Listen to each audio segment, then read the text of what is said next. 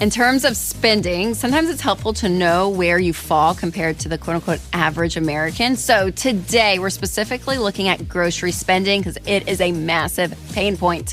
This one expense always in people's budget seems to go over. So make sure to stick around to see where you fall with all of the averages and how you can save money every month. Make sure to like, subscribe, and share this episode with a friend. All right, you guys, so here are a few numbers to kind of give you a clear picture of the grocery cost landscape out there. And these are based on a few factors, but these numbers are monthly. So the USDA estimates per month that one person's food budget is around $297 to $558 for one person's food budget. So again, I like rounding numbers, so like $300 to $550. Next is $614 to $963 per couple. So if it's just a couple, you got about $600 to $950. And then for a family of four, you average Americans out there, you families out there, $996 to $1,603. So $1,000 to $1,500 basically if you are a family of four. Now, some of you may be kind of like freaking out because either you're like, oh my gosh, we're way over. Or maybe some of you were like, oh, we're way under. And I'm going to be honest, when I saw those numbers, I immediately went to the grocery line item in my every dollar budget. And I was like, all right, we're doing pretty good. We're actually a little bit below the family average, if I'm being honest with the cruise budget. And then what I didn't calculate in my head was Costco. And Costco's its own separate line item in our budget. And I thought, oh, if you add Costco, then we're probably right back there at the average. But again, always kind of knowing where you're at is helpful just to know, okay, are we under, are we over? And again, depending on your situation, you may not have a lot of control over it. But again, just kind of comparing, it's good to know. Now, if you feel like inflation has affected your family's grocery spending, then you are not wrong because Americans spent approximately 2.4% more on groceries from March of 2024 to March of 2025. And again, 2.4% may not feel like a lot, but when you're looking at those numbers, a bump month after month, you're going to feel that. Okay, so now that we've talked about your what and why this is happening, let's talk about how. So how much should you be spending per month depending on your financial status and your goals? Now, regardless of where you are, you guys, you need to be budgeting. When you know how much you plan on spending and you stay within that number, that's going to give you such control and such power. EveryDollar is my favorite budgeting app. You can download it. I'll put a link down below.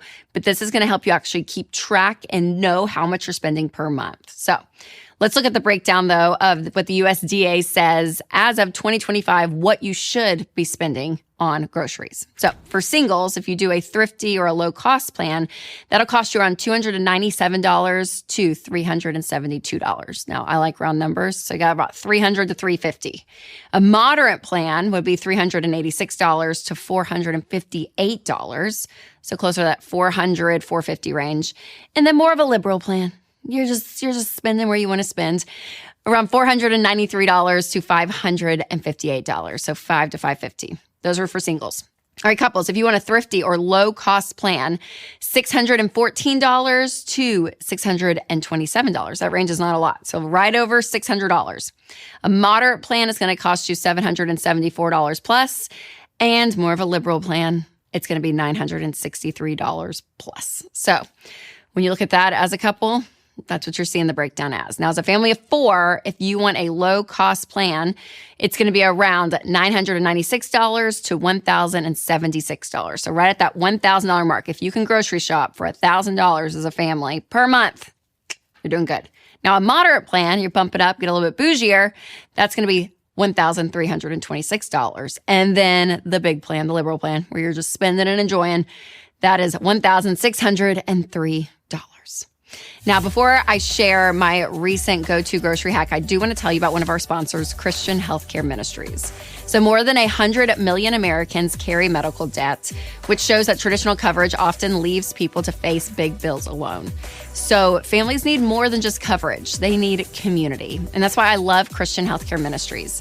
CHM is a budget-friendly, faith-based alternative to health insurance, and they've paid over $12 billion in medical bills. I mean, that is faith in action. With CHM, there are no networks, no insurance headaches. CHM is where your faith and your finances agree. So go to chministries.org/budget to learn more today. All right. So when it comes to grocery shopping, if those numbers freaked you out, if you just thought we can do better, because I'll be honest, that's even how we are. Like, you kind of get into this pattern of where you shop and what you buy. And ours is pretty consistent, I would say, most weeks. But when you just think, hey, we need to uproot all of this and we need to figure out a way to save money, can I tell you the best hack that I have, and I'm not kidding, it is literally still shocking to me how amazing it is. That is shopping at Aldi. Y'all, Aldi is incredible. So you're going to get more of like a basic shopping experience. But when I tell you that we have saved hundreds of dollars per month, that is what we have found. Now, Aldi, on average, is saving shoppers up to 36% for households on their shopping list. And a family of four, you guys, that's almost $4,000 a year that they are saving just by shopping at Aldi. So when I talk about college and avoiding student loans and all that whole conversation, I always say the number one mistake people make is where they go to school. That school choice is going to factor in whether you're going to hit your budget or not when it comes to tuition. The same is true with groceries. If you go shop at the nice organic store, it's not bad if it's in your budget and that's what you want to do. That's fine.